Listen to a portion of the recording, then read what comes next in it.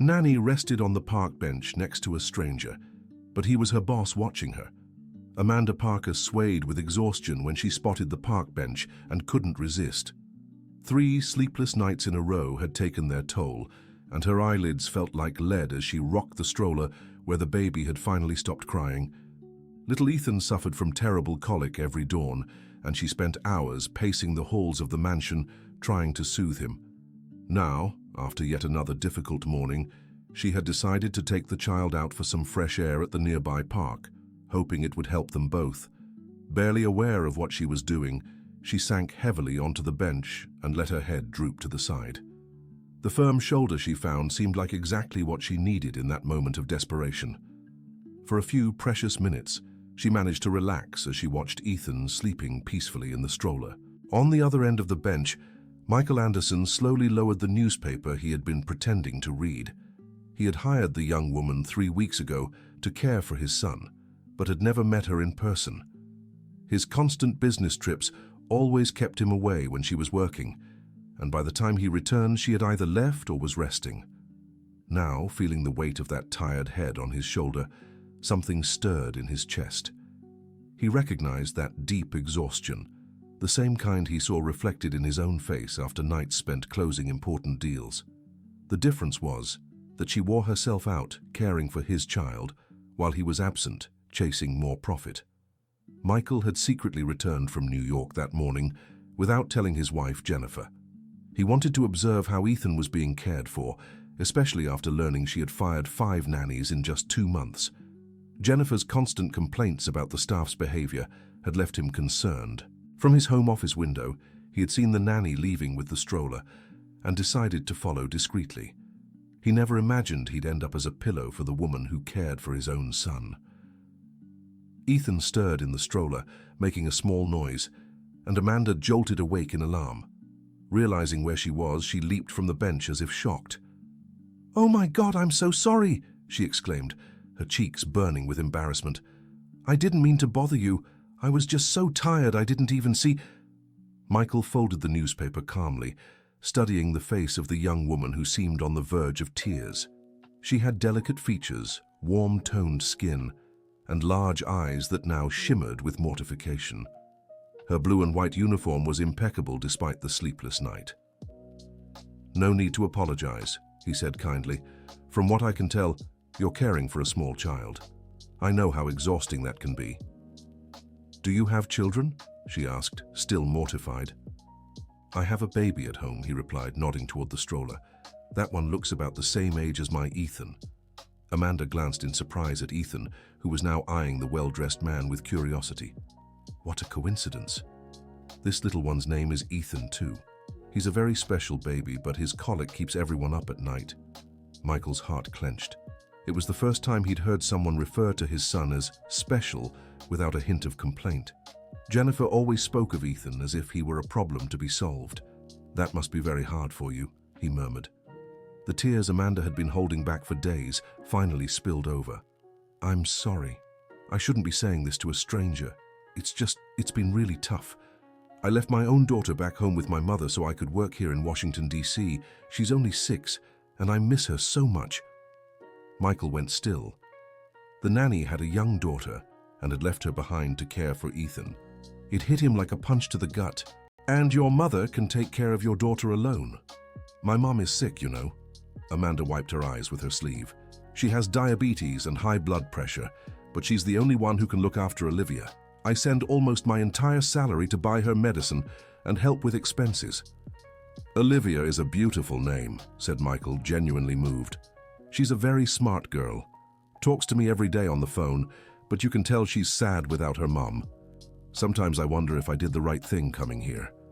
Dear listener, if you're enjoying the story, don't forget to like and especially subscribe to the channel.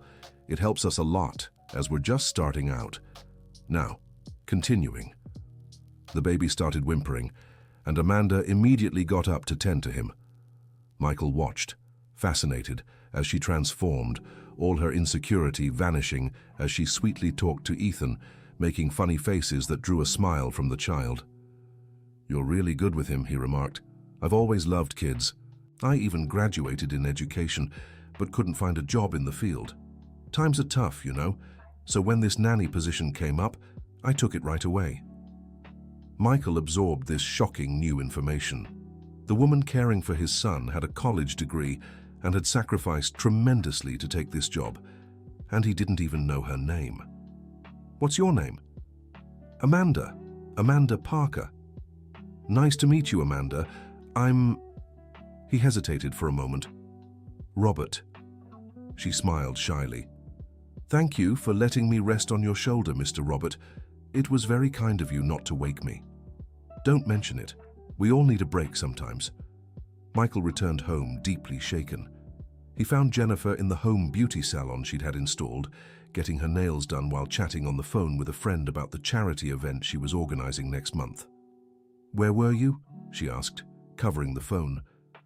"I thought you weren't coming back until tonight." "I cancelled some appointments," he lied. "Where's Ethan?" "With the nanny, obviously. He was crying so much this morning and I had a headache. At least that girl knows how to handle him." Michael went upstairs to his son's room. He found Amanda humming softly as she changed Ethan's diaper, the baby kicking his little legs happily. She didn't see him standing in the doorway, completely absorbed in her task. "Who's this beautiful baby?" she murmured to Ethan. "Who's the cutest little boy in the world?" Ethan squealed with joy and Amanda laughed. "Oh, how I miss Olivia making those same funny faces." Michael stepped back quietly, his heart heavy. He went down to his office and stood there, trying to process everything he'd learned. For 3 weeks, he'd left his son in the care of a stranger without even knowing her name. And that stranger had turned out to be an extraordinary person who loved Ethan as if he were her own, despite having left her own daughter behind. That evening at dinner time, Ethan began crying inconsolably. Jennifer looked visibly annoyed. "Michael, can you tell her to take Ethan away? I can't even have a proper conversation with all this noise." "Let me see what's going on," he said, getting up from the table. He found Amanda walking down the hallway with Ethan in her arms, clearly exhausted. "Good evening, sir," she greeted, surprised. "Sorry for the noise. Ethan has colic again, but I'll calm him down soon." "Do you need help?" Amanda looked at him as if he'd spoken Chinese. "No, sir, thank you. It's part of my job." "What if I held him for a bit? Maybe a change will help." She hesitated, clearly finding it odd that her employer wanted to help. "If you're sure." Michael stretched out his arms, and she carefully handed Ethan over. The baby kept crying for a few moments, but gradually began to calm down. To everyone's surprise, including Michael's own, Ethan stopped crying and stared intently at his father. "Wow!" exclaimed Amanda. "How did you do that?" "I don't know," replied Michael, genuinely moved. It was the first time he had managed to soothe his own son. "Ethan must have sensed you have experience with children," she said, smiling. Michael didn't have the heart to tell her that this was practically the first time he had held Ethan for more than a few seconds. In the following days, he started coming home from work earlier, always making excuses to Jennifer. He wanted to observe more of the interaction between Amanda and Ethan, and gradually he began noticing details that had previously escaped him. Amanda had memorized the baby's colic schedule and would prepare chamomile teas that seemed to help. She constantly talked to Ethan, stimulating his development. She had even created an informal journal about the child's progress, noting when he smiled, when he tried to sit up, and when he reacted to new stimuli. One afternoon, Michael overheard a conversation that left him speechless. Amanda was giving Ethan a bath when the phone rang. It was her daughter. "Hi, Mommy, sweetheart," she answered with a cheerfulness that contrasted with the sadness in her eyes. "How was school today?" He only heard one side of the conversation, but it was enough to understand the situation. "Is Grandma feeling better today?"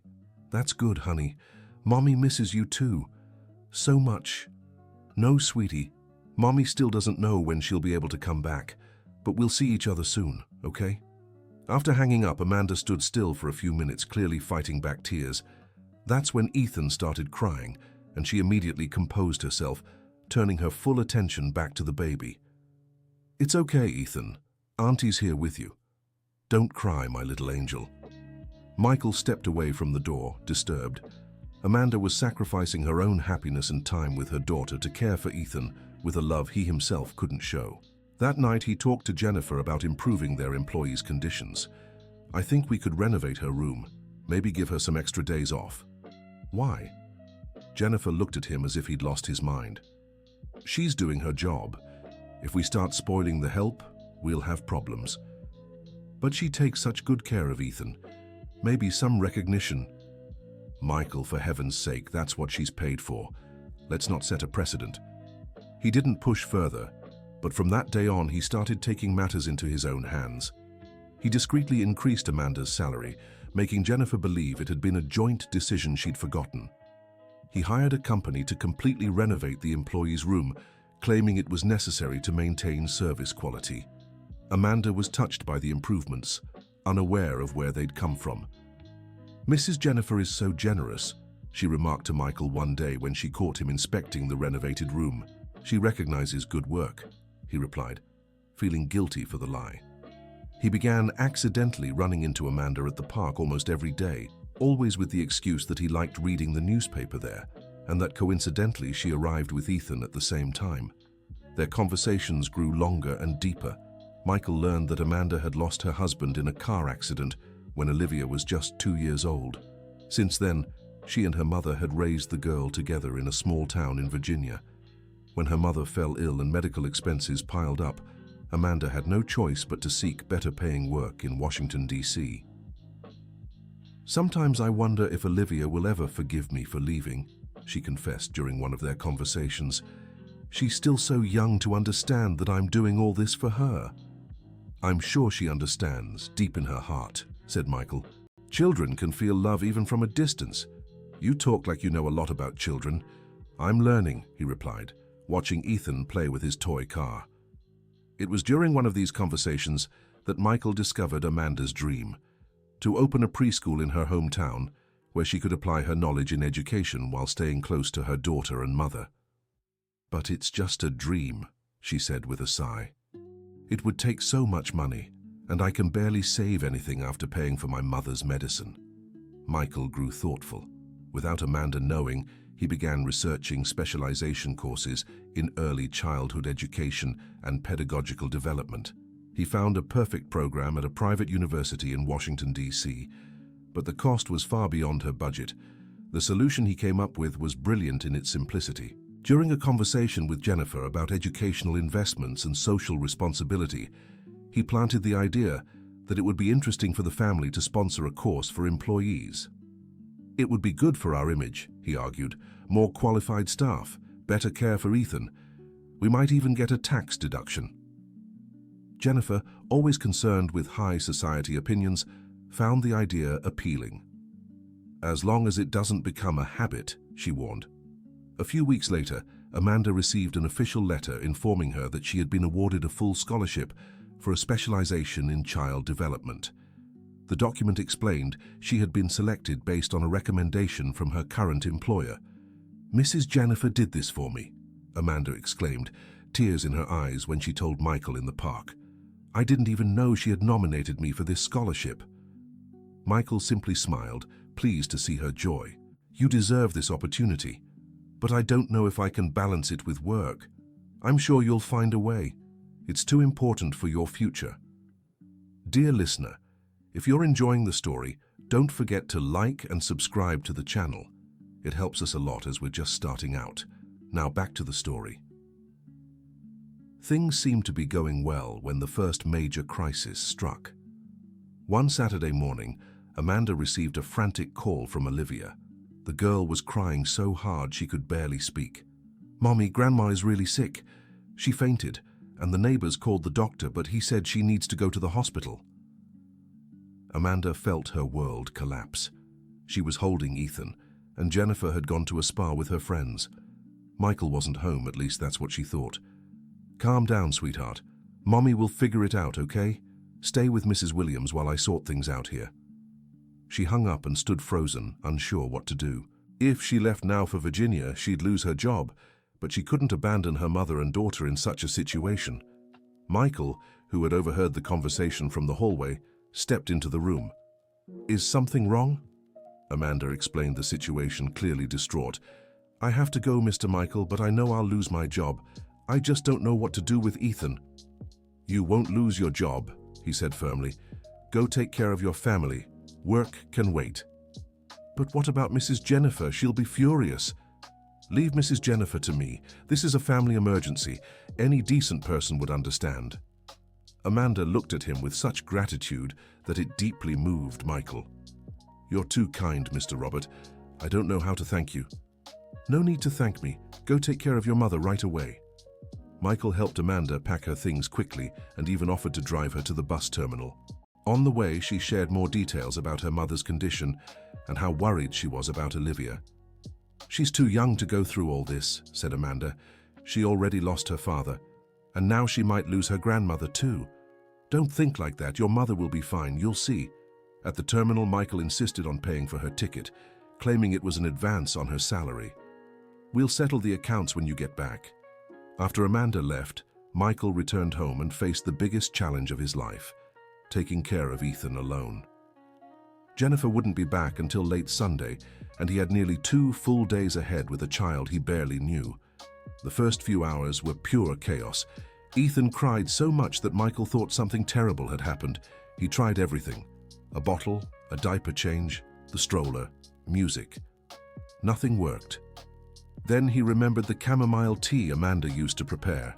After fumbling around, he managed to make the tea and give it to Ethan in a bottle. The baby calmed down a little but remained restless. That's when Michael had an idea.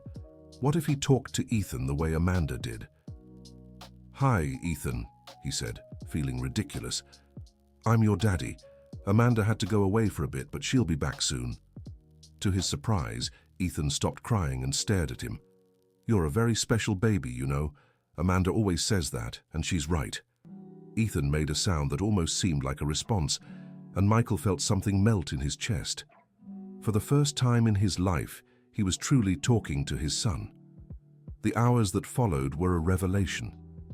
Michael discovered that Ethan loved classical music, was fascinated by light reflections on the wall, and smiled at certain sounds. Most importantly, he realized that being a father wasn't just about providing financially. It was about being present.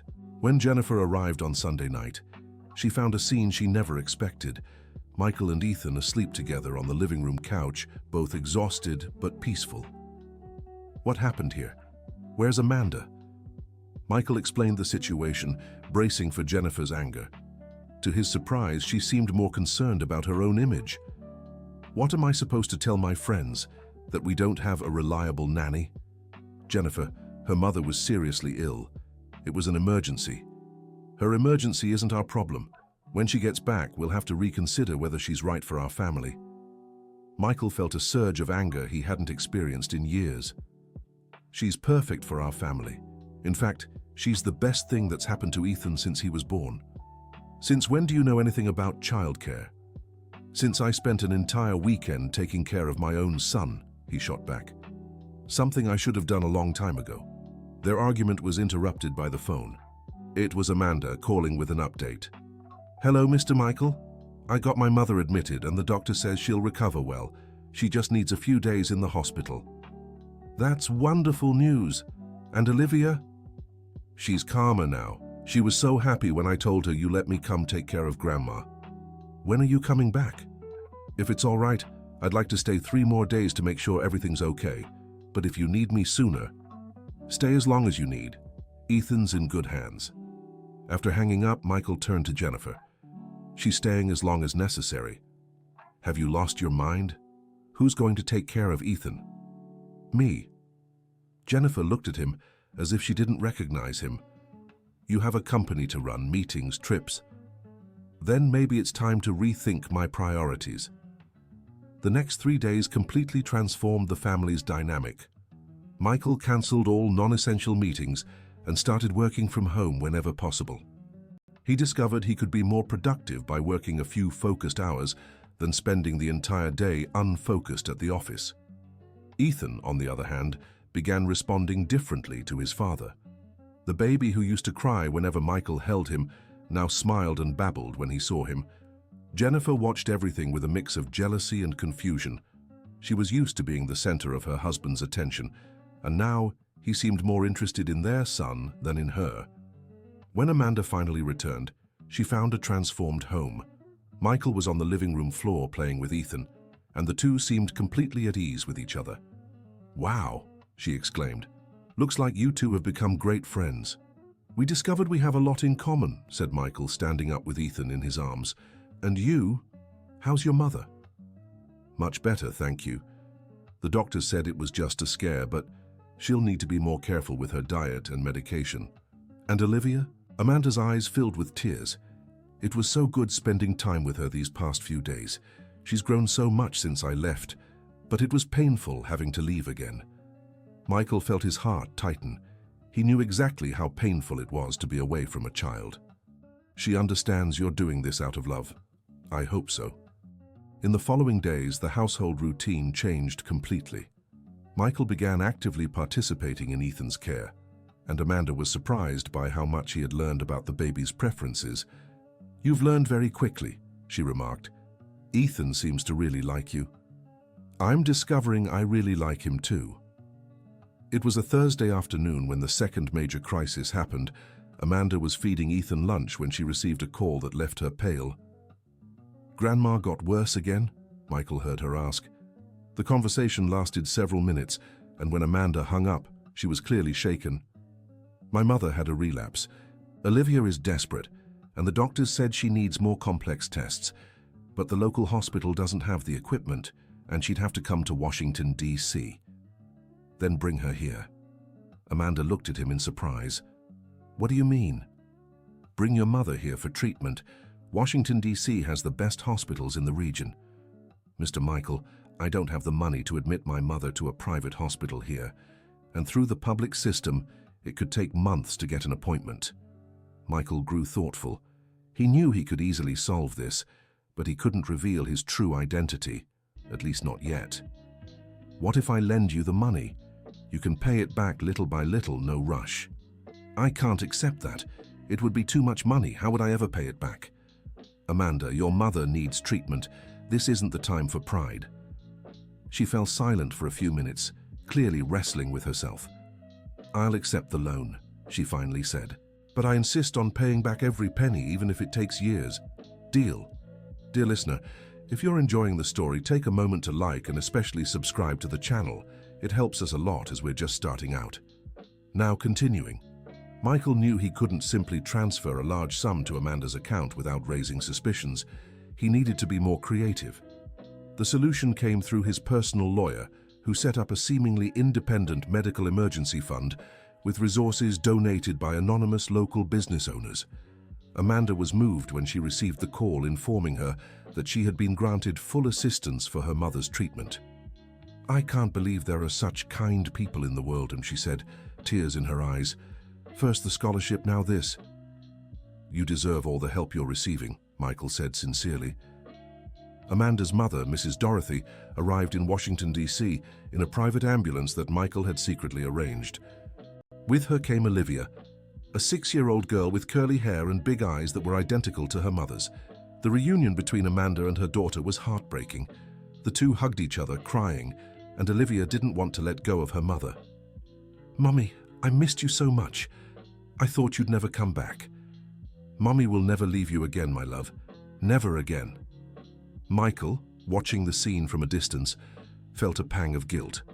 He had voluntarily been absent from Ethan's life, while Amanda had been forced by circumstances to be separated from Olivia. Mrs. Dorothy was admitted to one of the best private hospitals in the city, and tests quickly identified the issue. She needed a relatively simple heart surgery, though it required specific care. The prognosis was excellent. Michael arranged a small but comfortable house near the hospital for Amanda and Olivia to stay during the grandmother's treatment. Officially, it was part of the assistance program that had been extended to the family. "I don't know how to thank you for so much kindness," Amanda said. "It's like a guardian angel appeared in our lives." "Sometimes help comes from where we least expect it," Michael replied. Olivia's presence brought a new energy to the house. The girl was smart and affectionate, and she quickly bonded with Ethan. Michael was fascinated watching how she helped Amanda care for the baby, always with such care and gentleness. "She's going to be a wonderful big sister one day," he remarked to Amanda. "She always wanted a little brother.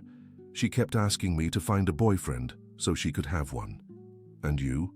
Have you thought about marrying again?" Amanda blushed. "I don't know. After my husband passed, I focused only on Olivia and my mother. There wasn't any time left to think about romance. But it must get lonely sometimes." "It does," she admitted. "But it's not easy to find someone who understands my situation, who accepts that I have a daughter and responsibilities." Michael wanted to say that she deserved someone who would love her exactly as she was, with all her responsibilities and qualities, but he knew he couldn't expose himself like that. It was around this time that Jennifer began to suspect something. Michael was coming home earlier and earlier, seemed more interested in household matters, and had an unusual concern for the nanny that she found excessive. "Michael, are you sure this whole story about Amanda's mother isn't made up?" "Why would you think that?" "I don't know, it just seems like too much of a coincidence. She needs help, and suddenly money appears for everything." "It's social programs, Jennifer. There are plenty of organizations that help people in need." "Since when do you know so much about social programs?" Michael felt he was treading on dangerous ground. "Since I started taking more interest in the company's social responsibility." Jennifer was suspicious, but didn't press the issue. At least, not then.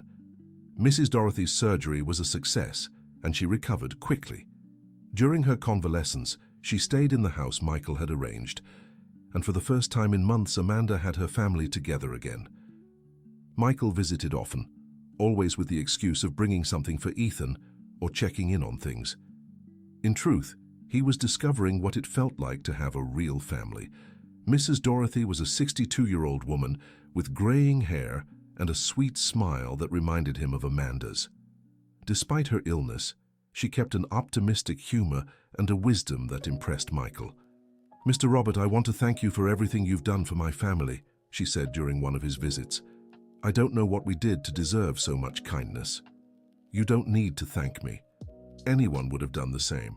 "No, not anyone would have. You have a special heart. Amanda talks about you so much, says you're the most generous person she's ever met." Michael felt awkward at the compliment. "She's a wonderful daughter to you, and an exceptional mother to Olivia." "She is. She's always been very responsible, even as a child. When her husband died, I thought she would fall apart.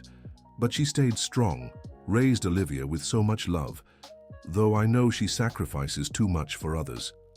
"How so?" "She could have remarried, started over. There were some good suitors back in our hometown. But she always said she didn't want to complicate Olivia's life by bringing in a stepfather, that she needed to give her daughter stability first." Michael absorbed this information in silence.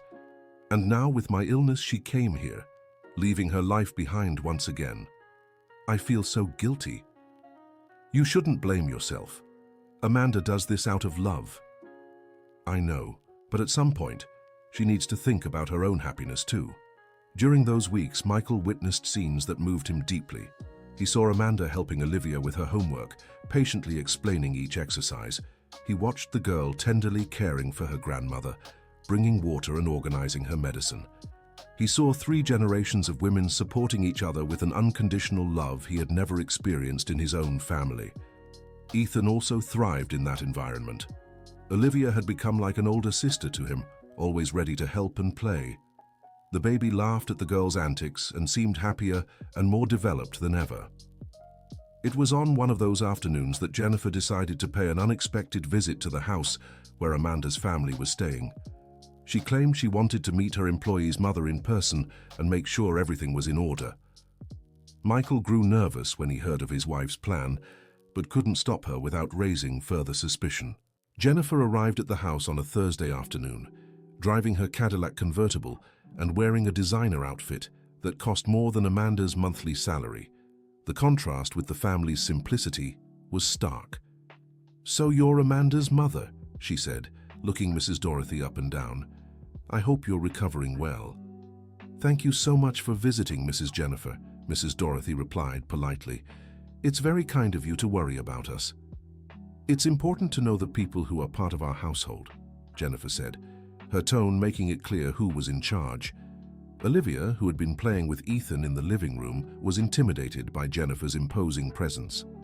Amanda noticed her daughter's discomfort and quickly called her over. "This is my daughter, Olivia.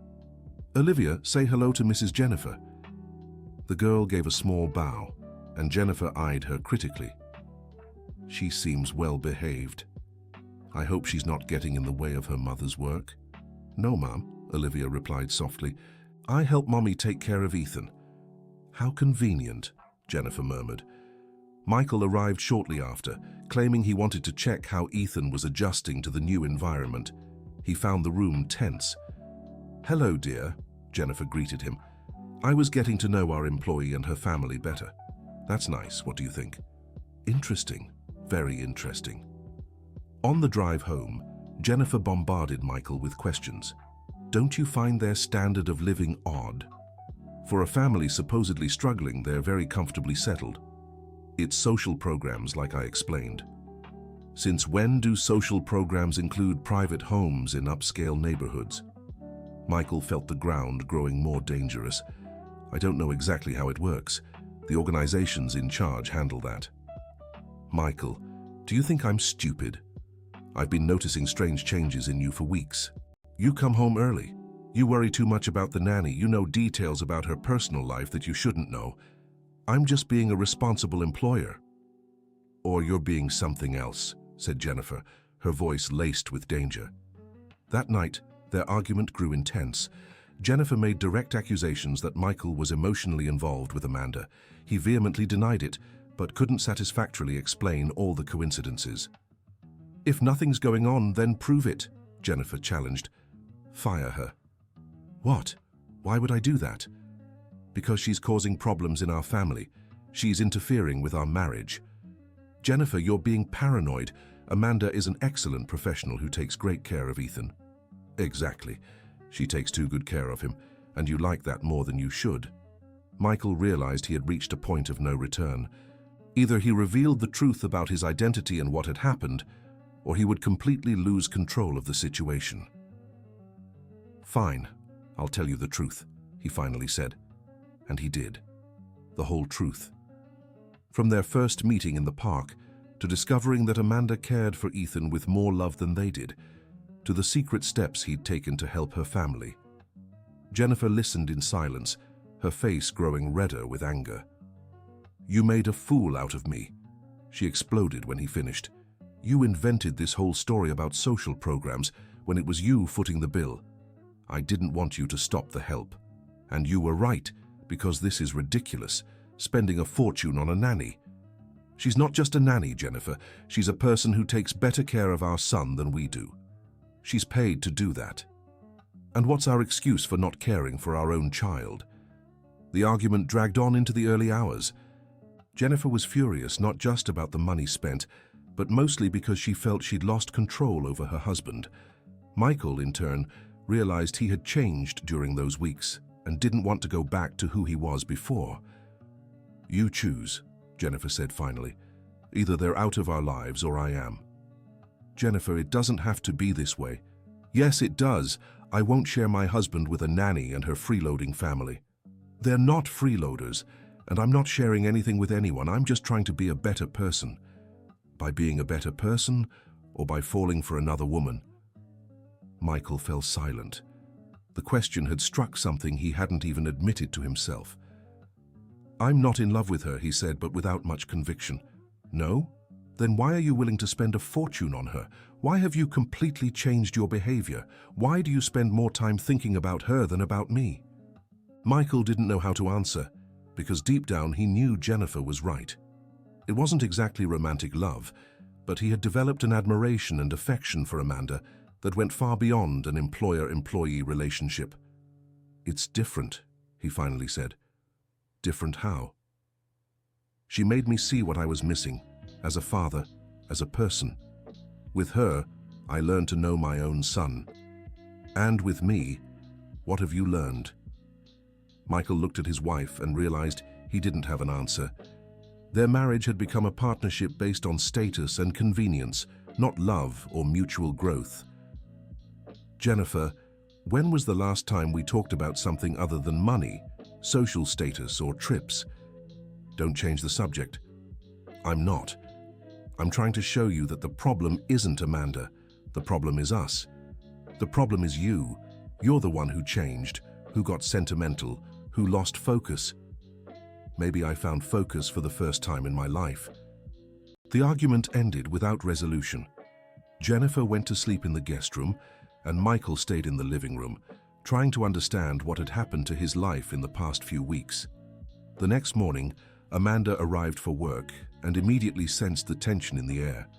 Jennifer was cold and distant, and Michael looked tired and worried. "Did something happen?" she asked Michael discreetly when Jennifer went upstairs to the bedroom. "We had an argument, nothing serious." "Was it because of me?" Michael looked at her, seeing the genuine concern in her eyes. "Partly." "Maybe it's best if I look for another job," Amanda said sadly. "I don't want to cause problems between you two." "No," Michael said louder than he intended. "I mean, it's not necessary. The problems between me and my wife have been there for a long time. You're not to blame for anything. But if my presence is making things worse, your presence is making the things that truly matter better," he said, glancing toward the room where Ethan was playing. Amanda was silent for a moment. "Can I ask you something, Mr. Robert?" "Of course."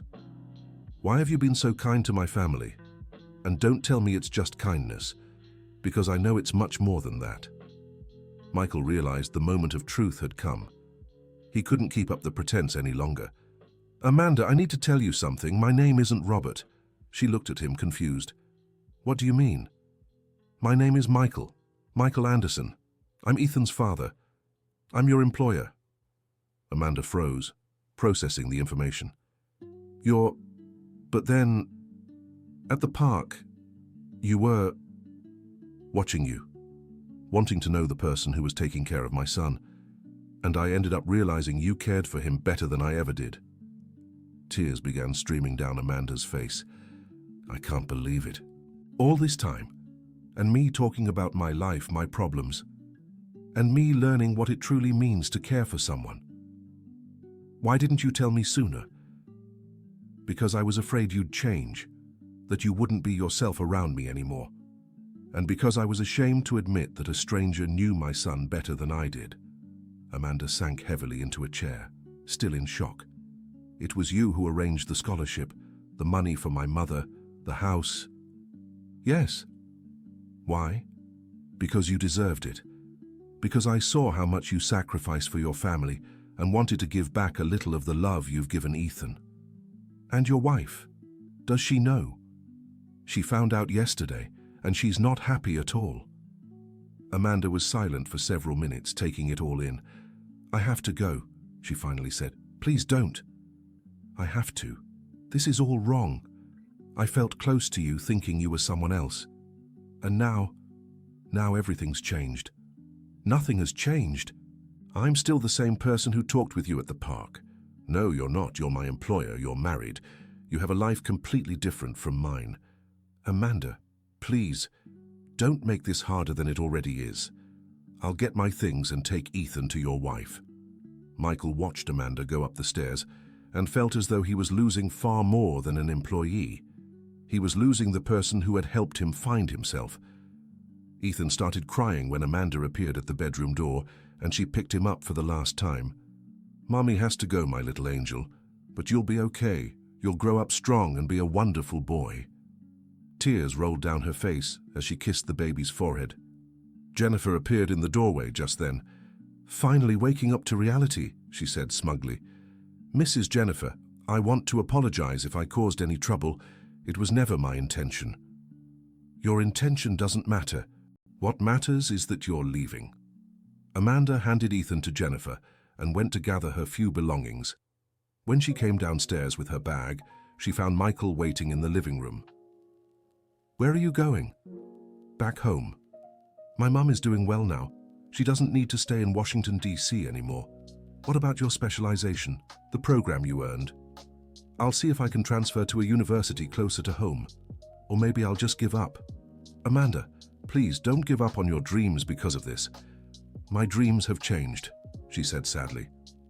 Now I just want to stay close to my daughter and rebuild our lives far from here." Michael tried once more to convince her to stay, but she was unyielding. She felt deceived and humiliated and could no longer separate the generous employer from the man she had met in the square. "If you ever change your mind—" "I won't," she said firmly. "Goodbye, Mr. Michael." Michael stood at the door watching Amanda walk away with her suitcase in hand. Shortly after, he heard Ethan start crying upstairs, a desperate cry he knew all too well. It was the cry of someone missing an important person. He rushed upstairs and found Jennifer trying unsuccessfully to calm the baby. "He won't stop crying, I've tried everything." Michael picked Ethan up, but not even he could soothe the child. The baby seemed to sense that Amanda was gone for good. In the weeks that followed, the house became a living hell. Ethan cried constantly, rejecting all attempts at comfort. Jennifer hired 3 different nannies, but none could handle the inconsolable child. Michael cancelled all his trips and tried to care for his son whenever possible. But Ethan seemed to have lost trust in everything and everyone. Even the relationship between Michael and Jennifer deteriorated rapidly. She blamed him for spoiling their son with indulgence, and he blamed her for sending away the only person who truly understood Ethan. "See what your obsession with that woman has done?" Jennifer would say during their constant fights. "Now we have a son who won't stop crying and we can't find anyone to take care of him. We have a son who lost the person he loved most," Michael shot back, "and whose mother can't show him even the slightest affection." "I do show affection." "How? You're annoyed when he cries, you're annoyed when he needs attention, you're annoyed when he even exists." The arguments grew more frequent and intense. Michael realized his life had become a nightmare, and ironically, the only moments of peace he had were when he remembered his conversations with Amanda in the square. A month after Amanda left, Michael couldn't take it anymore. He got in his Cadillac and drove to her small town in Virginia. He needed to see her, to try to explain things better, to know if there was any chance she might return. The town was small and pleasant, with cobblestone streets and simple but well-kept houses. It wasn't hard to find the house where Amanda lived with her mother and daughter. Mrs. Dorothy answered the door and was surprised to see him. "Mr. Michael, what are you doing here?" "I came to talk to Amanda. Is she home?"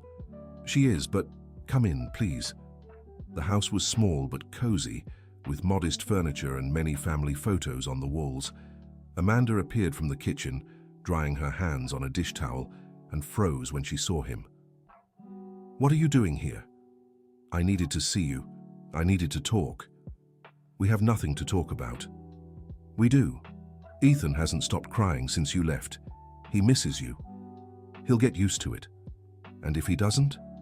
What if he keeps suffering?" Amanda closed her eyes, clearly affected. "That's not my problem." "Yes, it is. You love that boy, I know you do." "Love isn't enough. I can't stay in your house, not after everything that happened."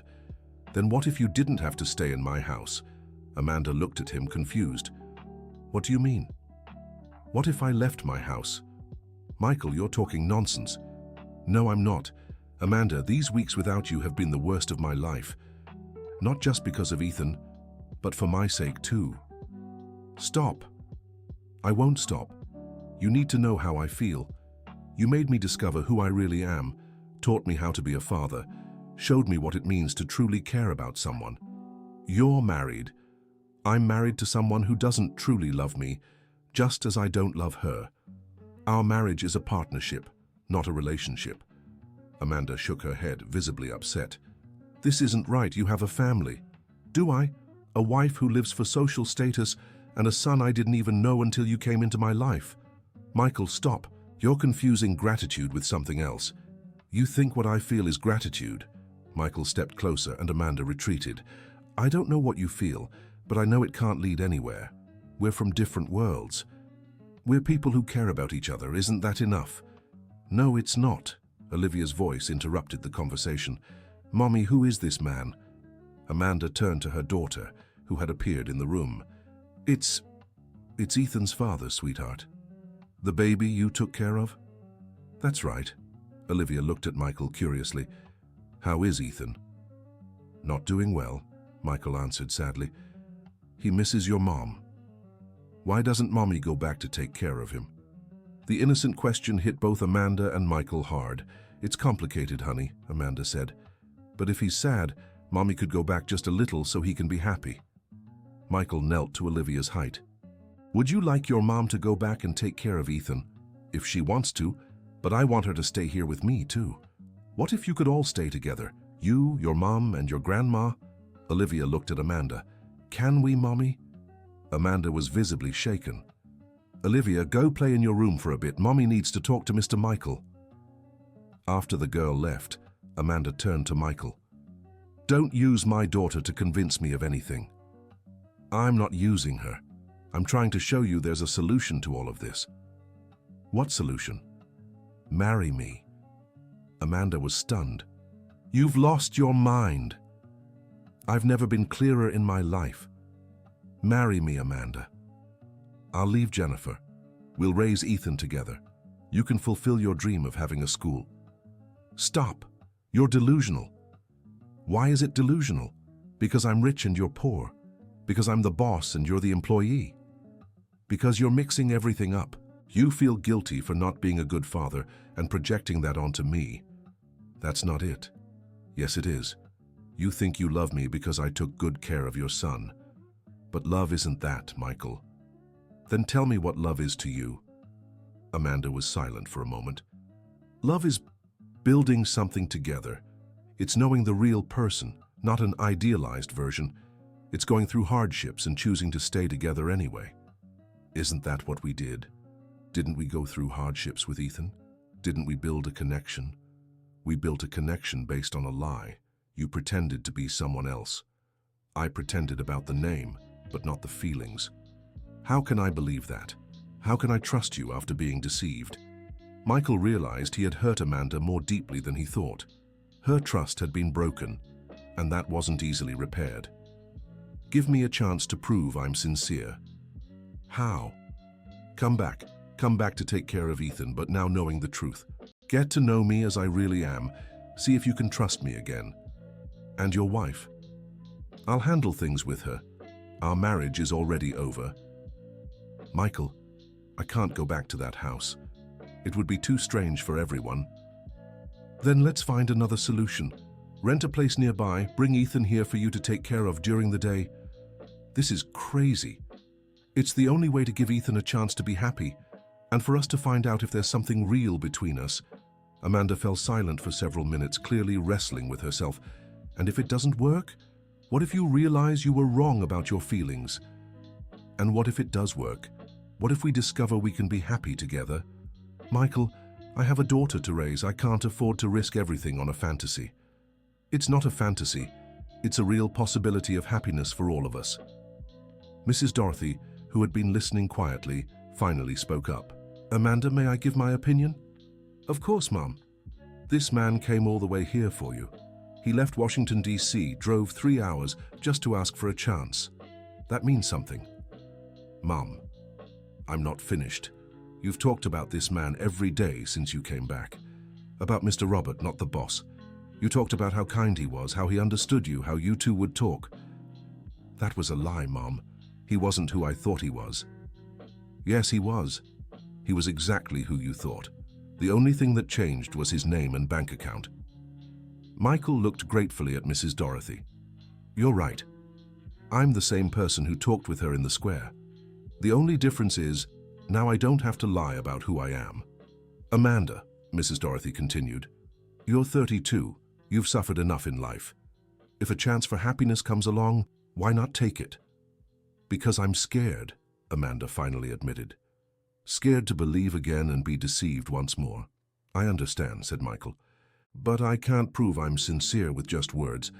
I need a chance to prove it with actions. And Ethan, how is he really doing?" "Bad. Very bad. He cries all the time, won't accept any babysitter, doesn't eat properly. I think he's lost trust in people." Amanda felt her heart tighten. Poor thing. "He needs you, Amanda. And I need you too. I need time to think." "How long?" "I don't know, a few days." "Can I stay in town while you decide? Is there a hotel here?" "There's an inn downtown," said Mrs. Dorothy. "But why not stay for dinner first? Amanda makes a delicious roast chicken. Michael looked at Amanda, who sighed. Fine, you can stay for dinner. The evening was strange but revealing.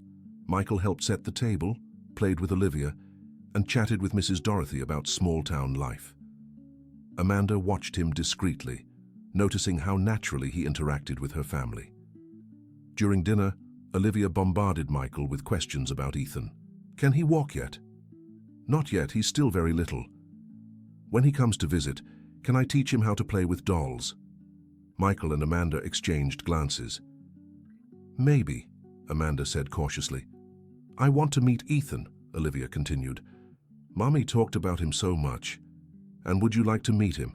Michael asked. Yes, I always wanted a little brother. After dinner, Michael offered to wash the dishes. Amanda was surprised. You know how to wash dishes? Learned recently. Found it relaxing. They washed the dishes together in silence. The closeness felt comfortable, familiar, as if they'd done it 1,000 times before. Why did you lie about your name? Amanda finally asked. Because Michael Anderson is well known in the city. If you'd known who I was from the start, it would have been different. How so? You would have acted differently, been more cautious, more formal. You wouldn't have been as natural as you were. And was it important to you that I was natural? It was the most important thing. For the first time in my life, someone talked to me without wanting anything in return. I did. I wanted you to listen to my problems. And I wanted to hear them, because you made me feel useful in a way money never could. Amanda stopped washing the plate in her hands. Michael, I need to ask you something, and I want an honest answer. Go ahead. Do you think you're in love with me or with the idea of me? With the mother I am to Ethan, with the simple person I represent in your complicated life? The question took Michael by surprise. He thought for a moment. I don't know if I can separate one from the other. You're all of that together. You're a mother to Ethan, you're a simple person, you're a strong woman, you're a dreamer. I can't love just one part of you. But what if you discover parts of me that aren't so admirable? What if you find out I can be stubborn, jealous, insecure? What if you discover I can be arrogant, impatient, controlling? They looked at each other and smiled. I think everyone has flaws, said Amanda. The question is whether we're willing to accept each other's flaws. Would you? I would. And you? Amanda didn't answer right away. I don't know. I'm still trying to understand what I feel. That's fair. Michael said goodbye and went to the inn. The next morning, he showed up at Amanda's house with a proposal. Do you want to meet Ethan, you and Olivia? What do you mean? I brought him with me. He's in the car with a temporary nanny I hired for the trip. Amanda was alarmed. You drove a baby all the way from Washington, D.C. here, with all the care in the world. He's fine. Michael, that's irresponsible. It's desperate. He hasn't been eating properly for a week. I thought maybe seeing you... Amanda rushed to the car. Ethan was in his car seat, visibly thinner and with deep circles under his eyes. When he saw her, he started crying, but it was a different cry, not of despair, but of relief. My God, Ethan, Amanda exclaimed, lifting him from the car. You've gotten so thin. The baby nestled into her arms as if he'd never left them. He stopped crying immediately and stared at her face with an intensity that broke Amanda's heart. He recognized me, she murmured, tears in her eyes. He never forgot you, said Michael. Olivia ran out of the house when she heard the commotion. Is that Ethan? She asked excitedly. Yes, said Amanda. Come meet him. Olivia approached shyly and touched the baby's tiny hand. Hi, Ethan. I'm Olivia. I'm your Aunt Amanda's sister. Ethan smiled, his first genuine smile in weeks. Olivia beamed. He likes me? Can I hold him? Of course, said Amanda, helping her daughter hold Ethan carefully. Michael watched the scene with a tightness in his chest. There were the three most important people in his life, and they seemed to fit together perfectly.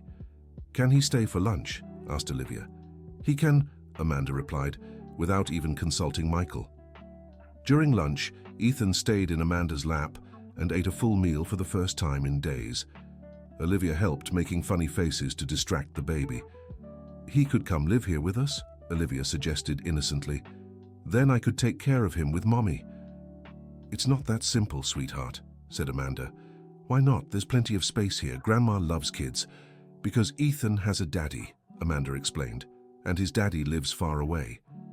Then his daddy could come live here too, said Olivia with the simple logic of children. Michael and Amanda exchanged glances. And would you like it if Ethan's daddy came to live here? Michael asked. Of course. Then we'd be a big family. Me, Mommy, Grandma, Ethan and you. The simplicity of Olivia's vision of family deeply moved the two adults. That afternoon, Amanda took Ethan and Olivia for a walk in the town square. Michael went along, pushing the stroller while Olivia ran ahead. It feels like a normal family, Amanda remarked. Because it is a normal family, Michael replied. Normal? A millionaire businessman, an unemployed college-educated nanny, a 6-year-old boy, and a baby who isn't related to anyone in the family. Ethan is my son. Olivia would be my stepdaughter. You'd be my wife. Michael, I'm not pressuring you. I'm just painting a picture of what could be. They sat on a park bench, ironically, just like their first meeting in Washington, D.C. Ethan seems happy here, Amanda observed. He's happy wherever you are. And you? Could you be happy in a small town, far from your business? I can work from anywhere these days. And I've learned that financial success means nothing if you have no one to share it with. But you do. You have your wife. I have a business partner, not a wife. Jennifer married me for status and money. I married her because it was what was expected of me. And with me. Why do you want to marry me? Because with you I feel whole. Because you make me want to be a better person. Because when I'm with you and Ethan, I feel like I'm home. Amanda fell silent, watching Olivia push Ethan on the swing. If I said yes, if I agreed to try, what would it look like? However you wanted. We could live here. We could live in Washington, D.C. We could travel the world. The important thing is, we'd be together. What about your company? It can be managed remotely, or I could sell it and invest in something that actually interests me. Like what? Like a network of early childhood schools, with a specialized educator as my partner. Amanda looked at him surprised. You've thought of everything. I've thought about what would make us happy. And Jennifer, will she accept the separation? She'll have to. The marriage is already over. She knows that. What if she makes things difficult? What if she tries to stop you from seeing Ethan? Ethan stays with me. She never really wanted to be a mother. Amanda took a deep breath. This is a lot to process. I know. You don't have to decide now. But I need to decide soon. Ethan is suffering and it hurts me. Then come with me, at least temporarily, see how it feels. And my mother, my daughter. They'll come too. I'll rent a big house in Washington, D.C. You'll be close to me and Ethan, but still have your independence. You want my whole family to move to Washington, D.C.? I want you to be happy. If being happy means having your family close, then yes. Amanda looked back at Olivia and Ethan playing together. They get along well, like siblings. Michael, I need to tell you something. Go ahead. When you showed up here yesterday, my first instinct was to send you away. But the truth is, I've missed you too. You have. So much. Not just missing Ethan, but missing you too, our conversations, our friendship. Friendship? We were friends, weren't we? Before all this mess. We were, and we still are. Then maybe we can build something from that friendship. Does that mean you'll try? Amanda took a deep breath. It means I'll try, but slowly, no rush. Getting to know the real you. However you want. And no promises of marriage or big changes for now. No promises. Just seeing how we feel about each other when there are no lies between us. That's all I can ask for. Olivia came running toward them. Mom, Ethan fell asleep on the swing. Is he okay? He's fine, sweetheart. He was just really tired. Are we leaving now? Amanda looked at Michael. Actually, honey, we might be taking a trip. Where? To Washington, D.C. to see Ethan's house. Really? Olivia jumped with joy. And is Grandma coming too? if she wants. Of course I am, said Mrs. Dorothy, who had approached without them noticing. I won't miss the chance to see the big city. And so began the second chapter of Michael and Amanda's story. The end of the story. Now tell us what you thought of this story and where you're watching from. If you have something to share with us, leave a sincere comment below. Do you think Amanda made the right decision? We'd love to hear your thoughts. Thank you so much for joining us. Don't forget to like this video and, most importantly, subscribe to the channel so you don't miss other exciting stories.